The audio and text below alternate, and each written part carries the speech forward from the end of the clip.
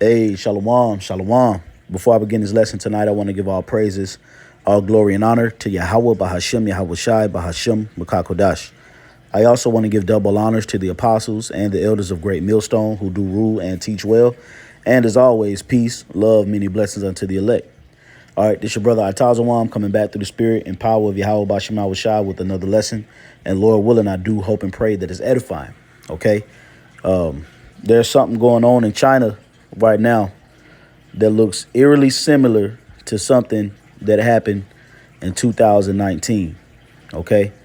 And I'll leave your mind up to the imagination of what that is. Okay. And 2019 was a global shifting year. All right. The globe shifted into a very dark space in which the recoil of it is still being felt throughout the four corners of the earth. And you know what I'm talking about. We're talking about that demic, okay, for lack of better words. And guess what? Like the title says here, it's happening again. Now, when we go back to 2019, we started to hear about it around the same time that we're hearing about it now. It was late November, early December, where news started to circulate online about a mystery disease. Okay, it hadn't even had a name. Okay, that name came about in 2020. Okay, the name of the virus, the coronavirus, it hadn't necessarily had a name. Okay, but now we're seeing a development of similar symptoms as the original virus. Okay, so could this be the one? Hey, that's yet to be determined. We'll have to wait and see. But the possibilities of this spreading over here to America is high. Okay?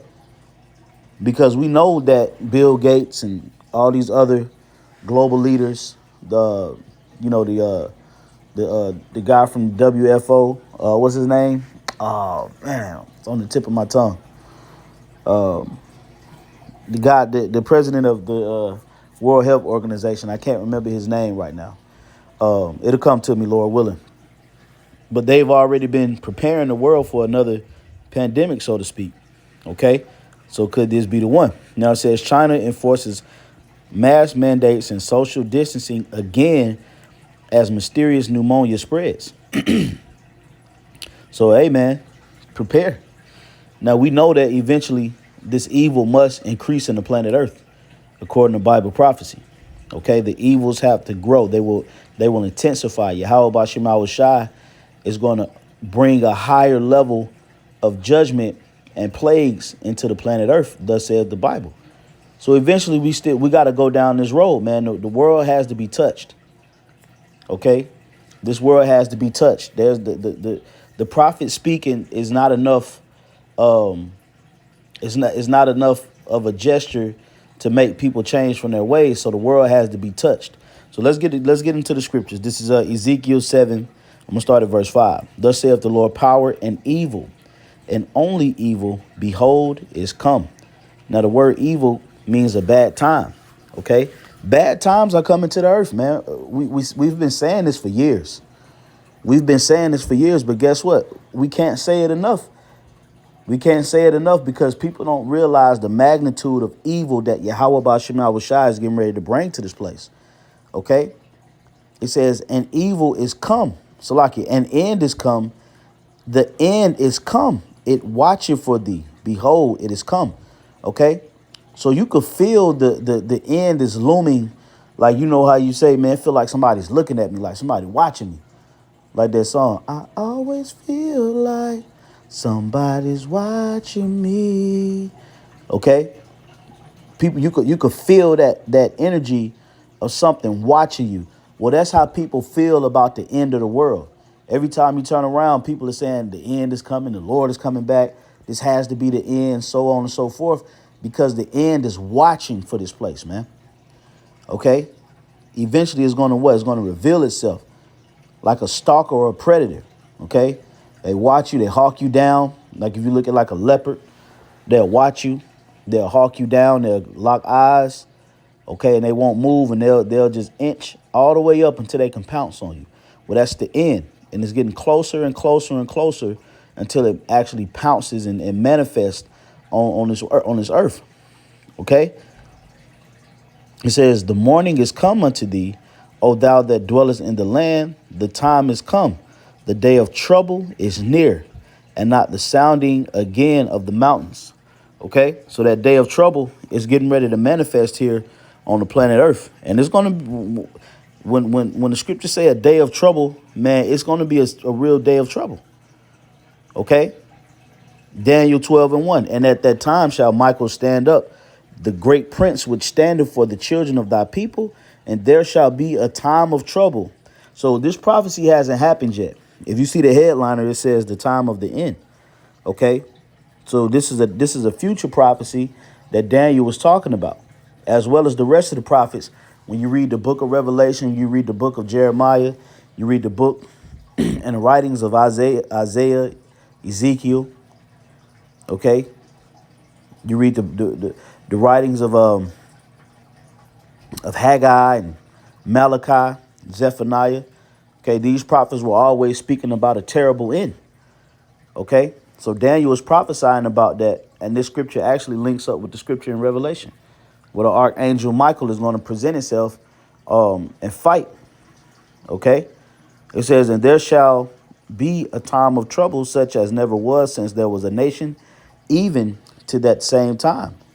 And at that time thy people shall be delivered, everyone that shall be found written in the book. Okay, so yeah, that time is approaching. It hasteth. Okay, and honestly, in the spirit, we can't wait for that time to come, man, because the quicker it comes, the quicker we get out of here. When I say get out of here, I mean being delivered out of these corruptible bodies, being delivered out the hand of our enemy. All right, get delivered from being subjugated and marginalized and disenfranchised and pretty much just killed in this world, man. We'll eventually swallow up death in victory through the spirit and power of Yahweh Bashemah Shai, because the Lord is going to send back his only begotten Son, Yahweh Shai, with a fleet, a holy host of angels, to return to the planet Earth and deliver the elect of the children of Israel, which are you so-called Negroes, Hispanics, Native and Seminole Indians. Okay, and that's going to be the end of this great punishment that befell us, man, as a people. So we know that before we could get out of here, this place got to go down, man. All right. So keep your eyes over there on China, because this could have major implications on the future of America. Now, we already anticipating a global market shift, a digital shift that E and the rest of the global leaders are going to make people submit to. The MOTB. So there's a host of things that have to come into the planet Earth that's really gonna blindside people, man. Okay, that end is coming. All right, it hasteth greatly. This is Joel, the 2nd chapter. Blow ye the trumpet in Zion and sound an alarm in my holy mountain. That's what we're doing. The prophets represent that trumpet. Okay, like the scripture say in Isaiah 58:1, lift up thy voice like a trumpet. So we're blowing that trumpet by warning the people, by going to the highways and hedges and telling them of the great tribulation that's getting ready to come to the planet Earth. That's symbolic of blowing that trumpet. And sound an alarm in my holy mountain. Let all the inhabitants of the land tremble. And really, man, these people should be trembling when they hear us out here saying what we're saying and proclaiming what we're proclaiming. People should be trembling, man. For the day of the Lord cometh, for it is nigh at hand, meaning it is near. Okay, it is near to manifest. Okay, and once the Lord began to work, who can stop the Lord from accomplishing his work? That's why the Lord has given us time prior to all hell breaking loose to get ourselves together, to do the work, to get on his good side. Okay, purge and trim.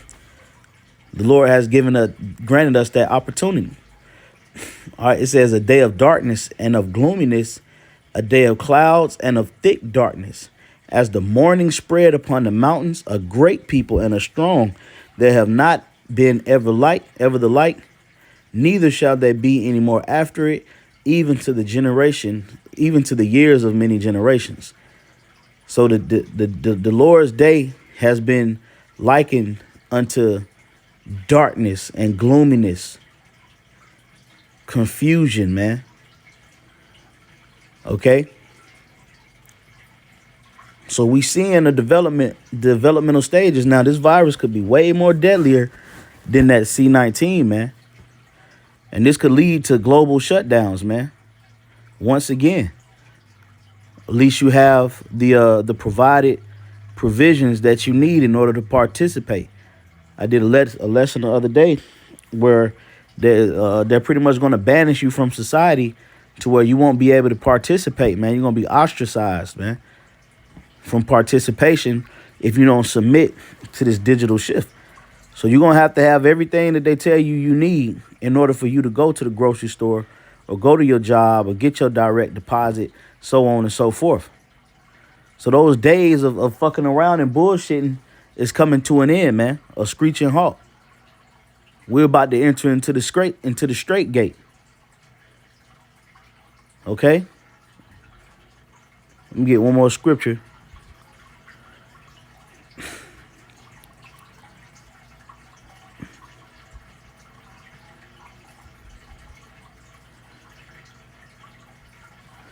Second Peter 3:10, but the day of the Lord will come as a thief in the night, in the which the heavens shall pass away with a great noise, and the elements shall melt with fervent heat. There also, the earth also and the works that are therein shall be burned up. That's the end all be all. That's the end game, the missiles. Okay? Everything else leading up to the missiles is going to be devastating. The missiles is just the final judgment. It's enduring through the trials and tribulations that come before the missiles, man. Okay?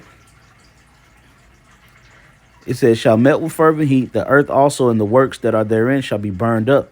Seeing then that all these things shall be dissolved, what manner of persons ought ye to be in all holy conversation and godliness, looking for and hasting unto the coming of the great day of the Lord, wherein the heavens being on fire shall be dissolved, and the elements shall melt with fervent heat. You see that? So the Lord is saying, seeing that all this stuff is getting ready to happen, these missiles getting ready to take place, where are you supposed to be at in your spirit? How is your conversation and behavior supposed to be concerning this day? We supposed to be looking for this day. We're supposed to be hastening, meaning quickening, this day to come. Okay? Because we're looking for mercy and grace to be imparted unto us at his appearance. We're not looking to be judged. We're looking to be granted mercy because that's what we want. We don't want to be judged by Yahweh Shema Shad to the point to where you're getting left here in nuclear missile fire, man. Ain't nobody got no time for that shit. Okay? We want to escape that. We want to escape the judgments of the wicked, man. We want to be in that spiritual ark. Okay? Like during the time of Noah, man, when he had created that ark and his family was able to go into that ark and be protected from that judgment.